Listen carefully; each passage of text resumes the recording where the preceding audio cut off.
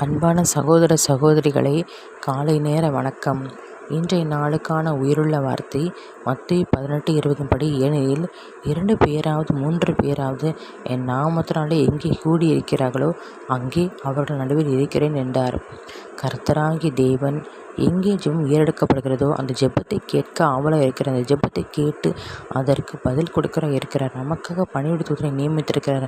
நமக்காக சுகம், சந்தோஷம், சமாதானம், ஆரோக்கியம், ரட்சிப்பு, நித்திய வாழ்வு எல்லாம் கொடுக்க வல்லவராயிருக்கிறார். நமக்கு கொடுத்து விட்டார்.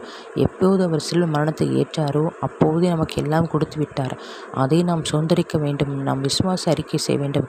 தினந்தோறும் அவருடைய வேத வசனத்தை நம்ம தியானிக்க வேண்டும். நாம் துதிக்க வேண்டும், ஆராதிக்க வேண்டும். அதைத்தான் கர்த்தர் விரும்புகிறார். ஏனென்றால் பரலோகத்தில் 24 மணி நேரம் தூதர்கள், பணிவிடை தூதர்கள் மாத்திரமல்ல, சேனைகள், கேருபீன்கள், சேராபீன்கள் மத்தியில் வீற்றிருக்கிற தேவனானவர் எல்லோரும் சேர்ந்து கர்த்தரை துதித்து கொண்டே இருக்கிறார்கள். மலர்கள் துதிக்கிறது, வானங்கள் துதிக்கிறது, எல்லாம் துதிக்கிறது. ஆகவே நாம் மனிதர்கள், கர்த்தரால் படைக்கப்பட்ட மனிதர்கள் இருக்கிற நாமும் கூட கர்த்தர் துதிக்க வேண்டும், ஜெபிக்க வேண்டும், ஆராதிக்க வேண்டும்.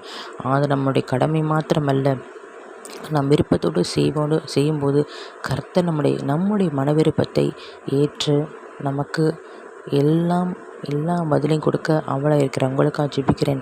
கர்த்தாவே, ஸ்தோத்திரம். கர்த்தாவே, வேத வசனத்தின் மூலமாக தகப்பனே, ஆண்டவரே இயேசுப்பா, எல்லோரும் கூடி ஜெபிக்க 3 பேர் 4 பேர் 2 பேர் கூடி ஜெபிக்கிற இடத்துல நீர் வாசம் செய்கிறவராக இருக்கிற தகப்பனே, எங்கள் ஜெபத்தை கேட்டு எங்கள் தேவைகளை சந்திக்கிறதற்காக நன்றி.